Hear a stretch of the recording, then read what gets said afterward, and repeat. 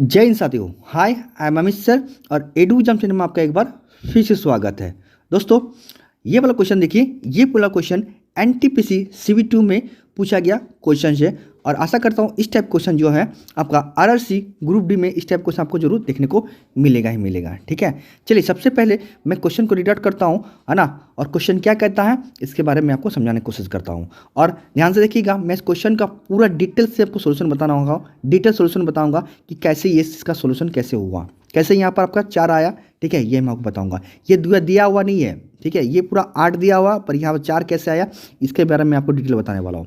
ध्यान से देखिएगा, है ना। चलिए सबसे पहले हम लोग क्वेश्चन रीड आउट करते हैं।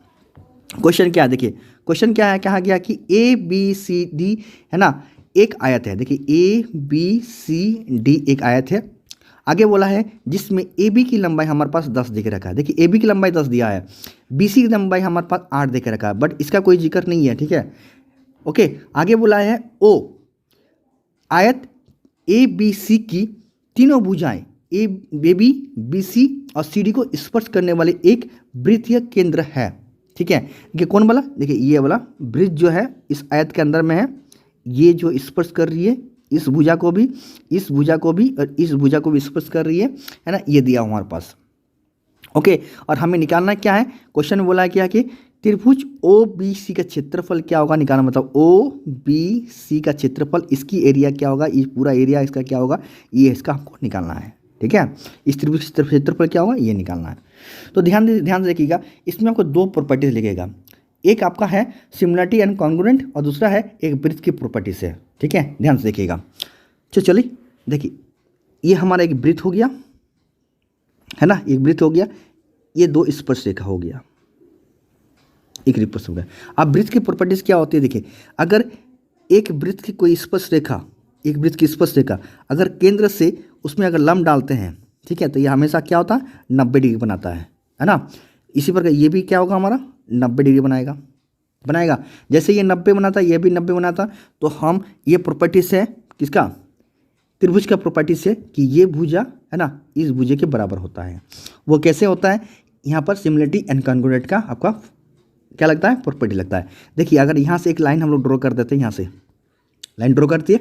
अब जैसे लाइन ड्रॉ कर दिए तो सिमिलरिटी एंड कॉन्ग्रुएंट का एक क्या होता है, प्रॉपर्टी याद होता है कि अगर किन्हीं 2 भुजा और एक कोण बराबर हो गया तो वो हमारा सिमिलरिटी एंड कॉन्ग्रुएंट में आता है। या तो किन्हीं दो कोण या एक भुजा बराबर हो गया, है ना, बराबर हो गया तो क्या होता है, वो सिमिलरिटी एंड कॉन्ग्रुएंट आता है।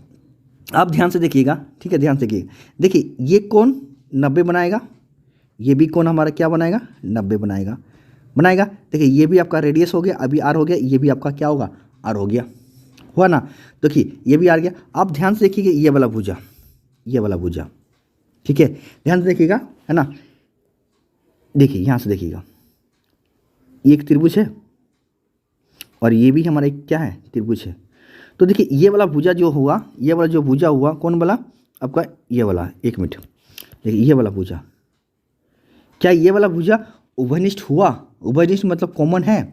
देखिए इस ट्रायंगल के लिए यही भुजा है, इस ट्रायंगल के लिए यही भुजा है, तो कह सकते हैं ये भुजा जो होगा, ये भुजा इस कोण के भी लिए है, इस ट्रायंगल के लिए भी और इस ट्रायंगल के लिए भी यही भुजा है ना। तो 2 भुजा आ गया हमारे पास, ये R ये भी R, है ना। तो ये भुजा ये भी भुजा के इस त्रिभुज के ये भुजा, इस त्रिभुज के ये भुजा, दोनों बराबर हो गया। तो ये जैसे बराबर हो गया तो ये भुजा इस भुजा के बराबर हो जाएगा। ठीक है, ऐसे हो गया। अब थोड़ा सा और देखिए, तो अगर हम लोग यहाँ से इसको मिला देते हैं ऐसे करके, तो कि ये भुजा इस भुजा के बराबर हो जाएगा, इसी पर ये भुजा इस भुजा के बराबर हो जाएगा, होगा, है ना। तो मान लीजिए पूरा 8 और ये पूरा 8 है, ये पूरा कितना 8 है हमारा। तो जैसे ये 90 बनाया तो ये पूरा हमारा देखिए ये इसके भुजा बराबर हो गया, ये वाला इसके बराबर होगा तो ये वाला इसके बराबर होगा ना। तो ये पूरा 8 है, हो ना, 8 है।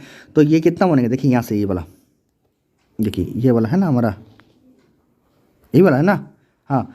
तो देखिए ये जैसे हमारा 8 ये बराबर, ये भी बराबर हुआ और प्लस ये बराबर जैसे बराबर हुआ तो ये पूरा 8 है, तो ये 4, ये भी हमारा क्या होगा 4 हो जाएगा पूरा अगर 8 है। ठीक है, क्योंकि ये 90 बनाएगा और समान 2 भाग में भी बांट देगा इसको।